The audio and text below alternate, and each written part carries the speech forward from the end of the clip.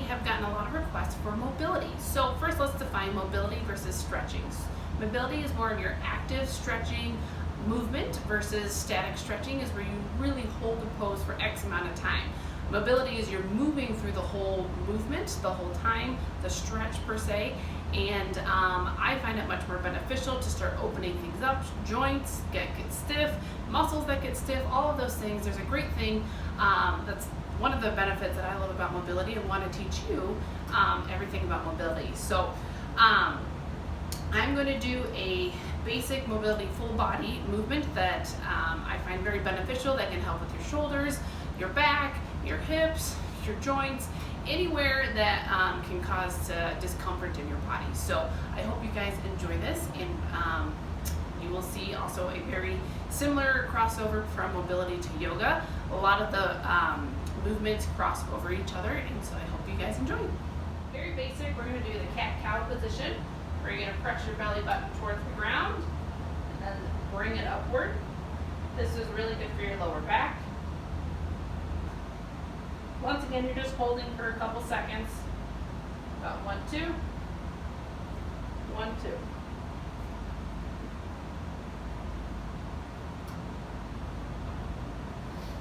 Another really good one for spine mobility is you're going to do alternating leg to arm. This helps the spine, it helps your core, this activates all that. You can always leave one arm down, or vice versa. Start with your arm, then bring this out. You want to keep your hips square to the ground.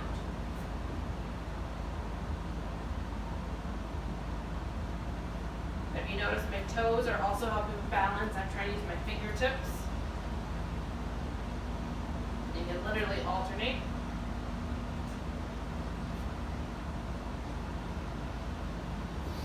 Going into our shoulders, I'm going to do thread the needle. I'm going to take my hand and thread through. I'm going to press my shoulder blade to the ground and up. I'm going to switch sides. And up. Keep going back and forth.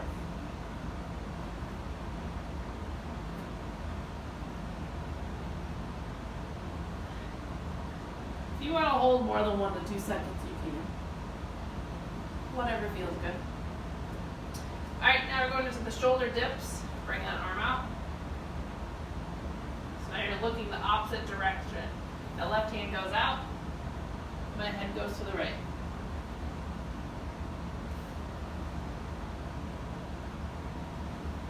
And switch.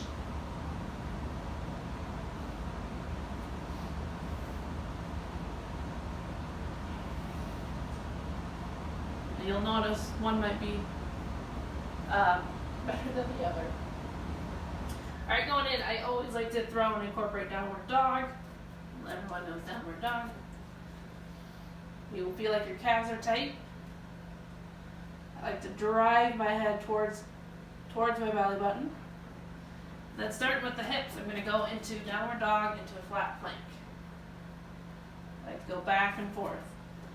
Straight arm plank.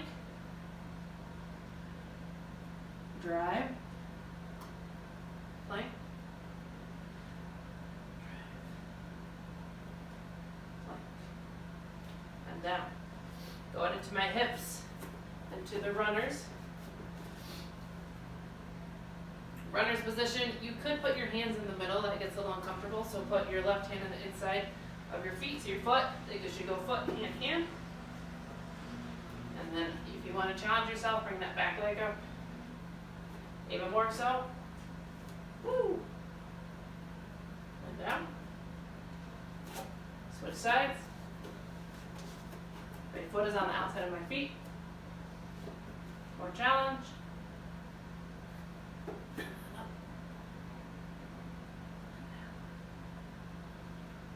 And you can repeat this and do this as often as you need. You can just hold it here. You can even actually come up onto your knees, press forward.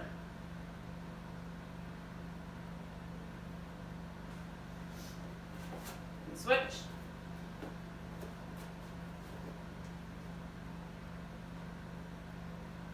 And you can mix up this variety as much as you would like. You can even throw in like your cat-cow. And into a downward dog, into flat back. This is actually my favorite. And down. Alright, going into some more hips. So we're doing our 90-90. Front leg bent, back leg slightly bent as well. Front leg 90, back leg 90.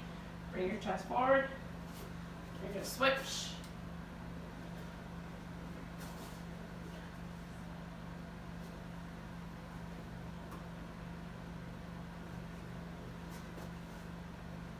Oh, my mat slided. Good.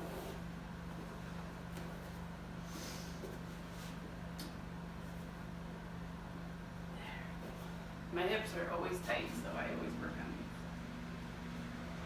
these. Good. Onto my back. Actually, a lot of times you want to feel if there's a gap under here, so you're actually going to drive your back down and drive up to do glute bridge and back down.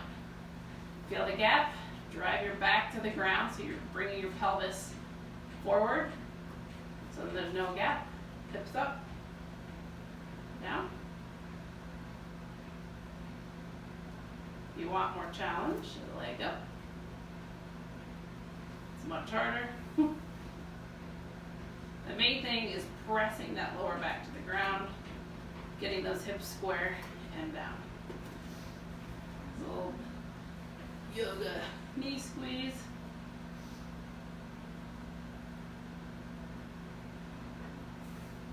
And up. Alright, going up to our hands. So I actually love to, ultimately, I would love for everyone to practice getting into a really deep squat. Really good for your hips. Flat foot is important. You can drive your knees out. And then my favorite stretch to this is go to hamstrings and stand up. So actually go down. Get my legs warmed up. Back, hips.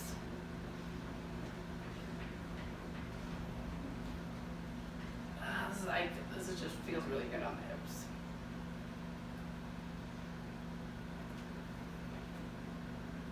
You can even come from squat to hamstring stretch. Good. Great last little one for your shoulders is onto the wall. If you want to have your hands up against the wall, you're going to drive your chest forward and back.